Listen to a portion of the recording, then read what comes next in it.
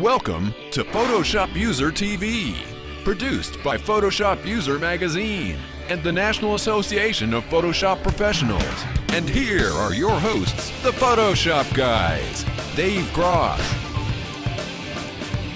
Matt Kloskowski, and Scott Kelby.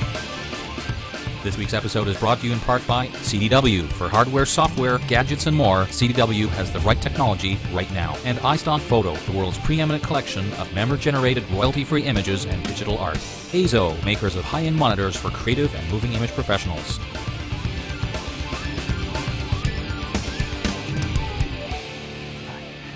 Hi everybody.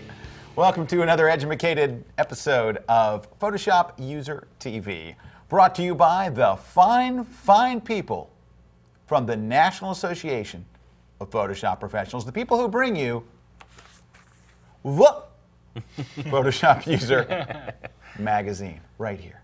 This is it. Hi, everybody. Wow. Hi. That's And welcome to Coffee Time. Enunciated and everything. Thank you. Hey, everybody, I'm Scott Kelby, and joining me are my buddies, right over here, a foreign man from a foreign land, Mr. Dave Krause. Welcome back. And a local guy from 6 minutes from the studio, Matt Kloskowski. Welcome back, everybody. Well, we have got another show for you. This is episode 102. No reaction. No reaction. Okay. All right, but it's just, believe me, we're as amazed as you are. We've got a really great show for you. We've got some tutorials, some tips. We have a special guest appearance from the hip hop man himself, Deke McClellan. He's the very essence of the word. He is. Hip hop. So he's groovy. He is just, yeah, that thing. Go Deke. Go Deke. Hey, so he'll be here. We've got, of course, tutorials, tips, tricks, contests, news, stuff, blah, blah, blah. Couple things. This Friday, I'm heading over to Detroit. Going to be speaking at the Detroit Macintosh Users Group. Cool. Terry White's group up there. It's the only users group I go to because it's the best. Their group rocks. So I'll be up there doing a thing for them, a little Photoshop CS3 thing. They've been at it for a long time, right? Oh, they've been at it for forever. Terry runs an absolute first-class group. They're incredible. And then I'm going to Cape Cod. Ah. I'm going to go to Cape Cod immediately from there and do the DLWS workshop, the Digital Landscape Workshop Series in Cape Cod with Joe McNally and Moose Peterson and Lori Excel.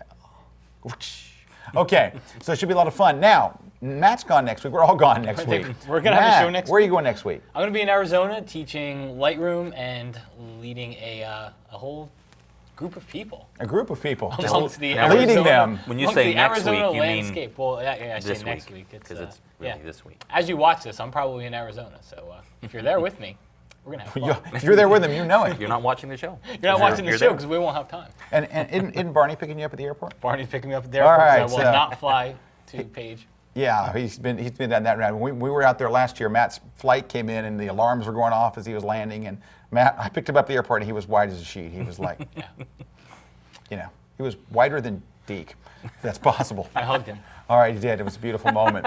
Dave, you're in Chicago. I am. I'm doing the CS3 Power Chicago. So there's still time. You can run right down to Rosemount, Stevens Convention Center area. The Stephen Donald Johnson photographer. Stevens or something No, like it's that. the Stephen Johnson photographer memorial. So we'll be having a day of CS3 fun. And Chicago. so, Dave, what kind of stuff can they expect? Can you show them perhaps a tutorial that you will not be using in your day? I can exactly do that, in fact, because I was How was that panicking for a second then where you were like show them something. I was like, no, I can't, actually. But I can show you something that is CS3. Now, a lot of people have been showing things to do with auto-align, that new feature in CS3, and I came up with a slight variation because so far everyone's taking like group shots or things of that nature, but it occurred to me that's not the only place you can use it. And here I have a photo that I think will demonstrate this, and I'll show you now. I can show you the actual original because the original looked like this. That was actually the original pose, and I didn't really like the positioning of her head, so I took another photo. But take a look at what the two photos look like. You can see they're really not that close. I mean, there's a fairly noticeable difference. So I thought, well, let's just try align layer. So I selected both the layers, did the old auto align layers, and I don't know if I've ever clicked anything other than auto. That always seems to work pretty well. And look what it did. It did a pretty nice job. Take a particular look at her feet. You can see how those are lined up pretty well. Even though it looks like everything else is off by a fair bit, I just said, well, let's just try it. So I'm going to add a layer mask in black. So hold down the Option or Alt key when I do that. So that's going to hide it.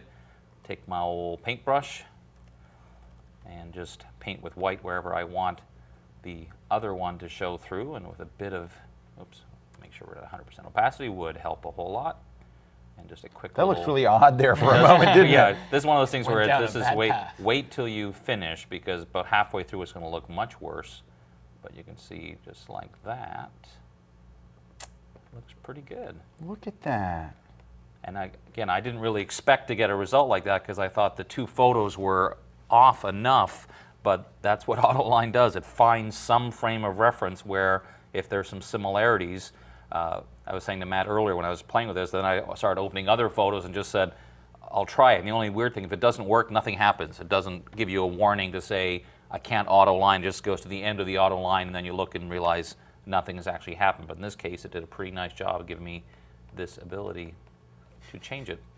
La, la, la, la, just like that. Very clever little tool. La la la la. Hey, besides, thank you, Dave Cross. First off, that was lovely. Quick and easy. I've never used it in that way. Wait a minute, I used it once in that way. It just didn't work. Okay. Oh my gosh, camera 2. Where did you come from? Hi, it's camera 2. Hey, camera 2. Hi, camera 2. Over here. Quick. I just want to see if he'll swing over there. No, he won't. He's a rock. All right. Hey, besides having Deke as a special guest this show, we also have Rod Harlan, our buddy Rod. He's a digital video guru. He's the multimedia editor for, well, not the multimedia editor. He doesn't like that term. Dynamic media. The dynamic media editor for Layers Magazine, and just a fine, fine guy. So we have a little segment from Roddy here we're going to throw to, and check it out. Here it is right here at camera 1. Hey guys, well, it's good to be back for another week, and this time what I have is a Photoshop trick, but it's taking Photoshop into After Effects CS3, the brand new version. Specifically, we're going to use one of the new tools called the Puppet tool inside of After Effects CS3. Let's go ahead and let's dive right into it. Here you'll see that in Photoshop I have what looks to be a brand new promotional picture for the Photoshop guys. Looks like they're trying to skew for a little younger demographic. And what I did here was right before we started taping this, I actually went ahead and selected just matte here and just kind of went around the edges. Let me show you real quick.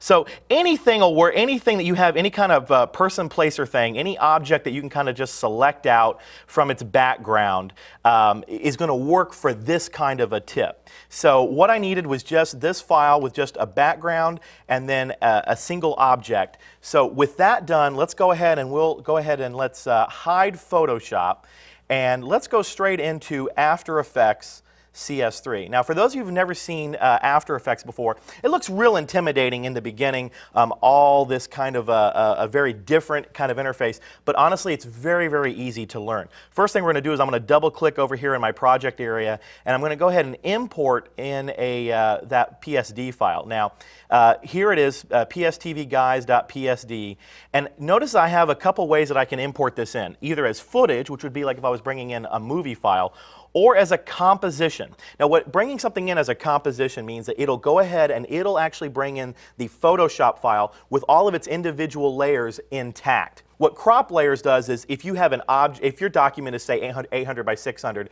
but then you have an individual object that's only 100 pixel by 100 pixels, it'll go ahead and just bring in that 100 pixels by 100 pixels and not worry about necessarily the full framing of the entire document. In this case, I'm going to go ahead and choose Composition Crop Layers, hit Open, and notice that what it does is it brings in a folder that shows our two individual layers, our background layer and our individual matte layer, as well as this funky looking icon, which is actually our composition. And so let me go ahead and double click on that, and you'll see that what it does is it shows us up in here in our composition window, it shows us what the object is, in this case our pictures, and where they are. And down here we have the timeline. And the timeline is where you're going to get a lot of your work done. We're going to set your keyframes and so on and so forth. Now, the brand new tool that I want to bring to your attention is known as the Puppet tool. It looks like a little pin. And so what we're going to go ahead and do is we're going to go ahead and grab the Puppet tool, and I'm going to go ahead and put that right there kind of in his belly. And I'm also going to anchor it down here on his hand. And the reason I'm doing this is that I want to be able to anchor him and move him around. So for example, if I go back here and I grab his little belly, I can actually spin him, stretch him, do whatever I want. Ooh, stretchy Mac. Let me go ahead and undo that and get him kind of back into position. And I want to show you what it's actually doing. What the puppet tool actually does, if I go up here and I click on the mesh button, you can see that actually it creates a mesh line. And so it allows you to kind of warp the object that you're working with. Now, where are these pins? Where are these tools? What is this? Well, if we go down here to our layer, and you'll see down here I have mesh 1. Let me twirl on down from that, and we'll scroll on down. I have something called deform. If I click and open that up, you'll see that there's my 2 pins. Puppet pin 1, which is the first one I did, which was right there kind of at his belly button area, and puppet pin 2, which was in his hand.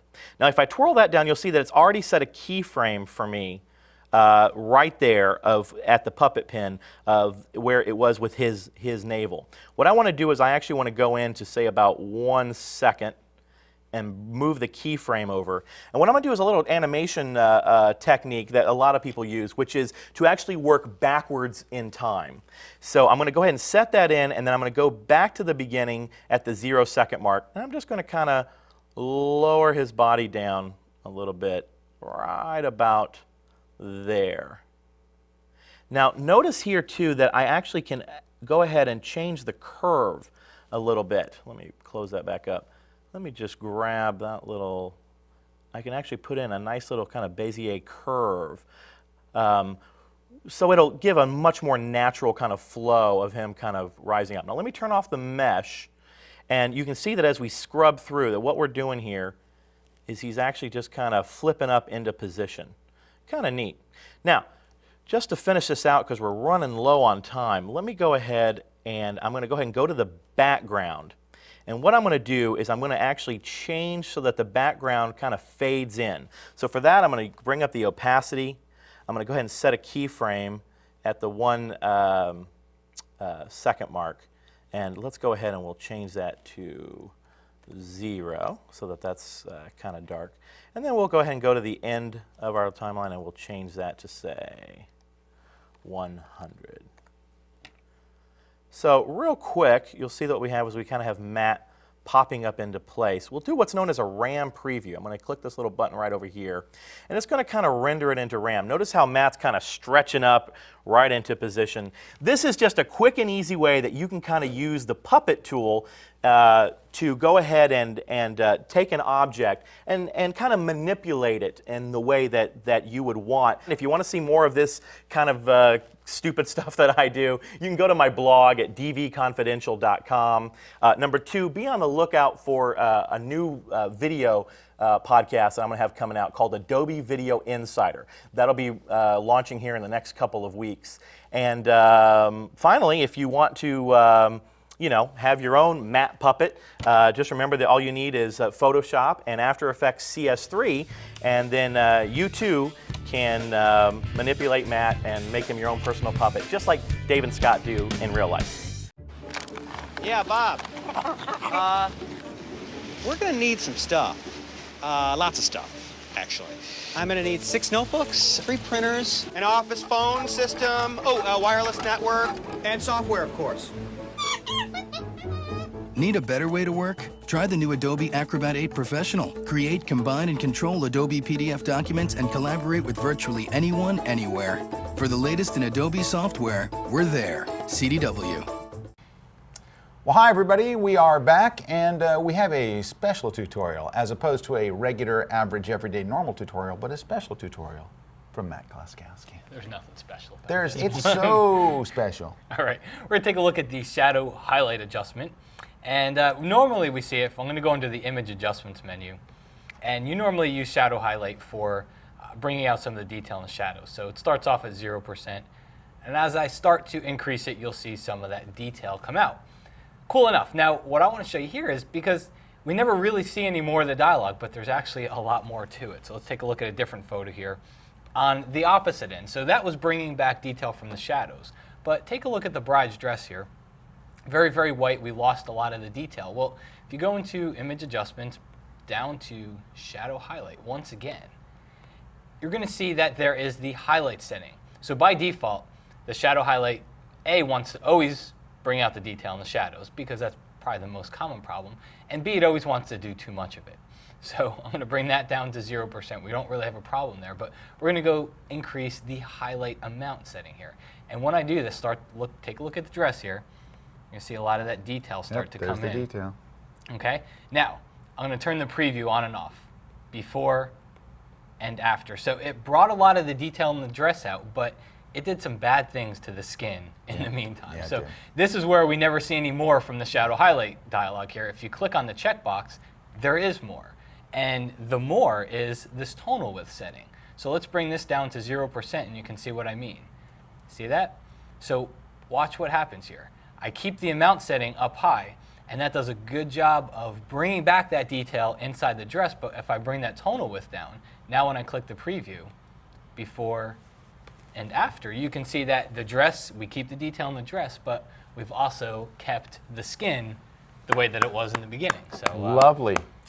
Very nice. And one more thing. Oh, there's more? I got to continue. Oh, I shouldn't, but I will. Please do. So if you ever want to, because you notice that it did default the amount setting to 50, which is usually too high.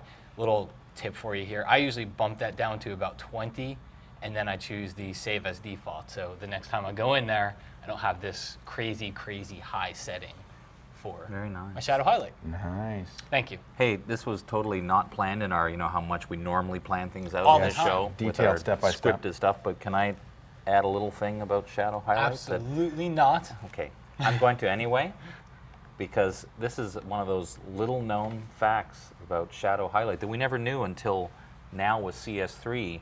A lot of people complain that shadow highlight was never an adjustment layer. It's too bad, but if you convert your photo to a smart filter, guess what? When you go to shadow highlight, it's the only one that's available because it's actually a filter that sits under the image adjustment menu. So when you click OK, it's actually shadow highlight editable as a smart filter. Very cool, Mr. Right. Carlson. Can I add something to that you might not know about shadow and highlight? I'd love to. I really don't have anything. I just wanted to say that. I just wanted to sound like one of the cool guys. I really have nothing. And because of that, Scott's going to take the one for the road, because that was my one for the road tip for today. So. Okay, good. Oh, well, okay. All right. I love when Hey, that this has nothing to do with what we were just talking about because, well, it just doesn't. But if you read my blog's at scottkelby.com. Last week I was traveling back from a photo workshop in Montana, and I just happened to mention that on the way back something different happened as I was going through security in Montana. No, actually I was going through security. I went from Montana to Minneapolis, St. Paul. So I was going through security in Minneapolis, St. Paul. As I was going through the belt, they always ask you, do you have a video camera in your bag? Well, the guy says, I see you have a low pro camera bag. He says, do you have a DSLR in there?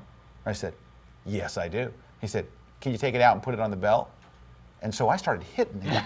Got up in his face. Hey, man, what's up? They love it when you point. They want to point. And so I said, it's not video. And he says, it doesn't matter. Now you have to take the DSLRs out of the bag. So I did. And of course, I'm worried about just sending my camera through the x-ray, and I'm like stuck back there. If I beep or something, my DSLR is like waiting down there for someone to take it. So I kind of stacked everything so it would go last. And I didn't have any problems. I kept an eye on it. It was kind of freaky, but so when I got over there, of course, then they wanted to take my bag through the thing that tests for explosives, and they took it over there. And I'm talking to the guy, and I said, "Hey, the guy over there made me take my DSLR." And he goes, "Oh yeah, that's a new rule. You have to take out your DSLR." Well, there's some debate as to whether you do or not. And if you go to my blog, you'll see that everyone in the world is basically, so there's a lot of great information and links to the TSA website, but there are people on both sides of the coin that said, I just took 5 trips, nobody ever asked me to remove them. Then other people say, not only have I had to remove mine, they have to take out the lenses and look through the lenses. I have had that one time, but that was basically on a secondary search. So it wasn't just, like they saw me and said, you look like you might have 7,200 in there. But anyway. So just a heads up that you may encounter that, and if you do, the best course of action is to argue with the TSA agent. Maybe shove them a little bit. Hey man, hey, back off. Reach into your pockets. Yeah, real slowly. Make threatening gestures and movements like real quick. Hey man, hey, and that kind of stuff. They love that. That does take it up, but it takes the difficulty up a notch because you're taking your laptop out now. You're taking your camera out. Well, yeah. Well, you know what? I don't mind doing it, and honestly, hey, I don't give the TSA people anything but love because they have a very hard job, and they're they're trying to keep us safe. But it just adds a little new wrinkle to traveling, right? And that the wrinkle is basically that now I've got to worry about someone stealing my, because you have to put it in the gray bin and send it through. I'm looking at you like you're like, Dave, you don't understand the gray bin? It's about this big. Right. But you have to look through the gray bin and send it through. So now I'm like worried about, is someone going to steal my laptop? Is someone going to steal my DSLR? So, and if you have 2 camera bodies and some lenses, now you're taking it all. It's just getting weird. But no heat to the TSA whatsoever. And of course, people on my blog are arguing about it and how it turns mean really quickly, and as it always does. Someone says something. The wonderful world of commenting. Ah, yes. Okay. Anyway, but if you want to see the whole thread, go check it out at scottkelby.com. Hey, Speaking of angry, we've got the Hip Hop Guy of the Year. We've got Deke McClellan with a special segment this week, and that Deke is so street. Here, let's turn it over to Deke and check it out. Here's the Dekester. What it up, Moto Photos? That's what we say in this business, us insiders. We see one of our fellow peeps and we say, what it up, Moto Photos? Sometimes we add a little bit of zinkity-zing, boinkity-bang, boom, which makes a lot of passersby go, wow, those guys are hep. Which is the right, I guess, because really we are. Miskily, biskily, boing, babies. Last week I showed you how to create an edge mask. The world watched in wonder, but the world also wondered, why in the world? What are we supposed to do with this? That's why this week I'm going to show you. You have an edge mask? Here's how to put it to use. Moto Photo. You're part of the inner ring, babyzillazoids. Here, let me show you. All right, if you were with me last week, you may recall that we created an edge mask in 7 easy steps, 7 very reliable steps. Now we're going to employ that edge mask in order to deftly sharpen an archival photograph. This very image right here from my own family library. There's my maternal grandmother, as you all know. There's Uncle Verl, too. If you've been hanging on throughout these weeks, you know that. All right, so here's what I'm going to do. I'm going to zoom in on Verl's face because he's the bellwether guy where this particular image is concerned. There's my edge mask right there. It's just called mask here in the channels palette. I'm going to load it as a selection by pressing the control key or the command key on the Mac and clicking on that mask thumbnail in order to load it as a selection as you see right here. Now I'm going to press Control H or Command H on the Mac to hide those edges so we can better see what we're doing. But we have selected just the good edges inside of the image. Now, just for the sake of consistency, because a couple of weeks ago we were using this command, I'm going to sharpen this image using the Unsharp Mask command. So let's go to the Sharpen submenu under the Filter menu, and I'll choose Unsharp Mask. You could just as easily use Smart Sharpen, or if you know how to use High Pass to sharpen an image, you can do that too. I'm going to go with Unsharp Mask, however. And I'm going to enter an amount value of 200% and a radius of 3 pixels. Let's actually take the amount value up just a little bit to 250%. Threshold, leave that set to 0. You don't need to monkey around with this option here because it's no good for one thing, and you've already got the edges selected, so you don't need its help. So there it is. Click OK in order to accept that modification, and I'm going to zoom in just a little bit more. Look at what a great job that filter did of sharpening the real edges inside of the image and not the weird trash particles. So this is before the sharpening. This is after the sharpening. It looks great. I'm starting to sound like an infomercial guy, but I love it. I think this technique's really awesome. Now I'm going to switch over to the layers palette so that you can see, for the sake of comparison, I've got USM Unsharp Mask 200%, 3 pixels radius, and 0 for threshold. That means it's sharpening everything, and this would be without an edge mask. This is what it looks like. Bad, right? Because it sharpened the bad edges. It sharpened all the noise and ickiness. All right, so obviously our edge mask has served us well here. Let's also compare that to a larger amount value, 350% on this layer, 3 pixels of radius, and 25 for the threshold value. Again, without an edge mask, just sharpening the entire image, we would have gotten this. Ick, ugh, ugh, terrible. It's so bad. It's such a bad thing. That threshold value is just... it's pernicious is what it is. It's awful. Anyway, I'm going to turn it off. This is great, though. Can you believe it? That is so awesome. What a beautiful sharpening we have applied to this archival photograph. And who's going to thank us? That's right. Our ancestors will thank us for all time. Well, there it is. That is an edge mask. By which I mean that is an edge mask. By which I mean that is an edge mask. By which I mean... What do you think, sirs?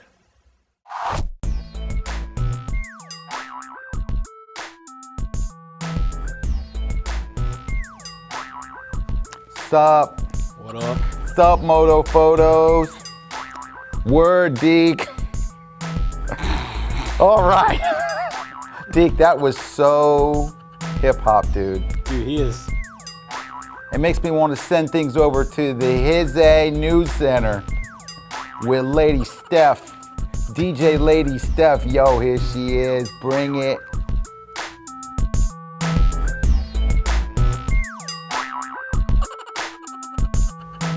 Yo, what up, people? Alien Skin has announced the release of Exposure 2, the film effects plugin, which is priced at $249, but for existing users is $149. Check it out at this link right here. A new issue of the Adobe magazine, the PDF for Creatives, is now available for download. Check it out at Adobe's website. And now it's time for Photoshop on the road. The Photoshop CS3 Power Tour with Dave Cross is coming to Chicago on October 10th, Orlando on October 15th, and Sacramento on October 26th. Burt Monroy's Creativity Tour hits Atlanta on October 11th and San Diego on October 29th. The InDesign Tour with Taz Talley comes to Baltimore on October 17th. Ben Wilmore brings the Photoshop for Photographers Tour to Denver on October 25th. I'm Stephanie Cross, and I'll see you back next week. This podcast is brought to you by Audible.com, the internet's leading provider of spoken word entertainment. Get a free audiobook download of your choice when you sign up today. Alrighty, we are back. Scott Kelby here with Dave Cross, Matt Kloskowski, and we've got a bunch of stuff for you. We've got to still have our one for the road and some more stuff, but first it's contest time. Dave Cross, tell them what they would have won. I don't know what they would have won, but whoever had the answer would have won stuff based on things we held up last week at this time. And what was the question The last question week? was, where do you find something in Photoshop that says no break? And the answer is in the character panel / palette, depending on what you like to call it. The pop-up menu that in that palette, that's where it is. And who wins? This person right here. Ta-da! Ta-da. And all right, this week's contest question is? Let's talk about prizes first, shall we? Let's talk about prizes first, shall I we? think we should. All right, looks like you win a one-year membership to the National Association of Photoshop Professionals, which includes a subscription to Photoshop User Magazine. You get the iPhone book, the best book on the iPhone ever written by one of my favorite authors, me, and my buddy Terry White. Also, the digital photography book, also written by me. And last but not least, hold on one second. Yo, Snoop Dogg. Hey, Snoop Matty Matt. What up? Forget it. I was going to tell them the joke's over, but really it's too late. And my brand new book, the Photoshop book for digital, Photoshop CS3. We have to look at the name. What is it? The Adobe Photoshop CS3 book for digital photographers. And you win all of this and more, and by more I mean not more. All if this you answer Dave's question in a here. package. Oh, Matt, hey, thanks for joining us. Lost my microphone. Lost your microphone. It can happen, you know, with the wildlife you're leading over there. So, in order to win all this stuff, you must look at this dialog box and tell us what's missing from the bottom of this dialog box. Oh, that's tricky. So you go to our website and look for the enter the contest link and enter once and enter quickly and enter correctly and you shall win. Well, not enter quickly. I can't guarantee it, but and correctly. Someone will win. Who will it be? We just don't know till we next just week don't at know, this do time. We? All right. Well, we have a tip to take you out of here, but before we do, we like to leave you with three. Count them, three things to do. There's a Seth Resnick, who's a very, very famous photographer and instructor and trainer and just cool guy, has got a tour that's been selling out all over the country. It's the D65 Digital Workflow Tour, and he's coming to a bunch of cities near you. In fact, I have the list right here. I can tell you because I have a web connection. Next, he's coming to places like, here we go, wait for it, Boston on November 16th through 19th, Chicago on November 30th through December 3rd, and December 14th through 17th. Here's the thing, if you're an NAPP member, a member of the National Association of Photoshop Professionals, you get basically $99 off. Now, when you think about it, it only costs $99 to join NAP. So if you're going to go to his thing, join NAP first. Join NAP first, and then go to his thing, and you get the discount. So go check it out at the website. By the way, I'm not going to give you the website because it's the direct link is on our website, right? On Photoshop on User PhotoshopUserTV.com. So Now, I have a thing to suggest you. Before I do, speaking of, this is not really a to-do, but it's worth noting that you're going to be doing your Lightroom tour in 2 cities coming up, New York. I'm going to be in Tampa, right? doing Lightroom in New York. No, not Lightroom in New York. Lightroom in Tampa, Florida, at the Tampa Convention Center on October 30th. I'm doing the Photoshop Power Tour in New York City at the Jacob Javits Center on November 6th. So I hope you'll come and join me as well. Good. Thank you, Dave. Not a problem. My thing to do is Peter Krogh has come up with a very interesting plugin for Bridge that adds camera raw type sliders right inside Bridge. So it's very interesting, well worth taking a look at. It's sweet, man. It's very like literally very well done. Sliders right Go there. and take a look at our website to find the link to his site to find out more information about it. Yeah, Peter's a great guy, and what was I going to tell you about Peter? I had something interesting to say. I've forgotten it now, but we like Peter. Peter's good. Oh, he wrote the damn book. He wrote the digital asset management book, known as the Damn Book by every author that saw it sell a whole bunch of copies. All right, and Matt, what do you got for us? Hi, Peter. Nice to see you again.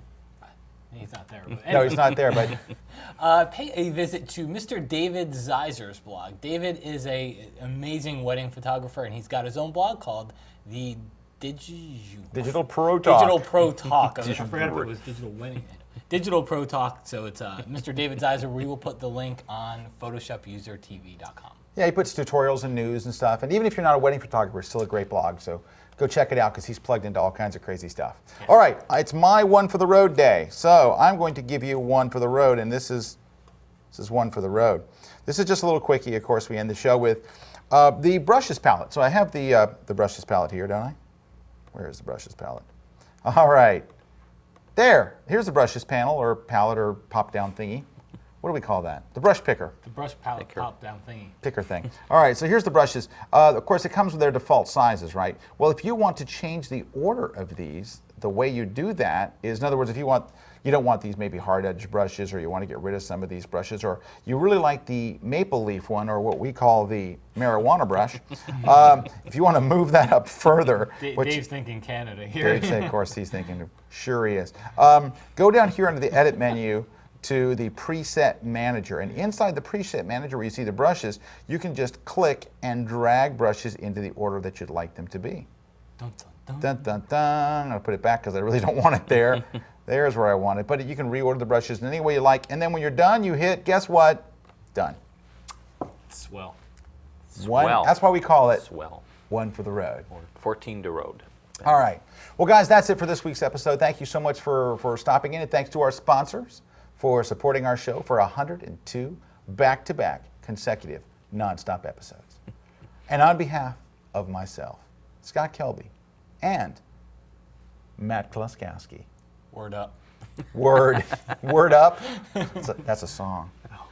Just use word. Word. There you go. And DJ Dave Cross. Bye now. And Deke Rappin McClellan. We'll see you guys next week right here on Photoshop User TV. Take care.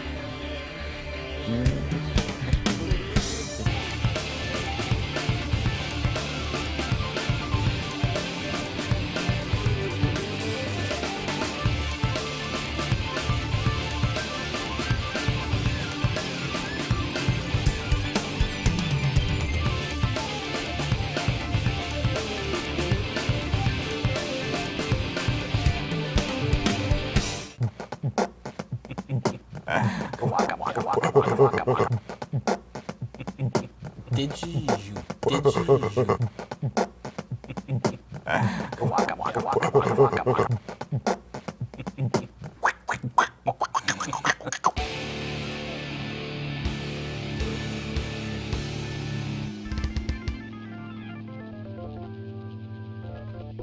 Gangsta!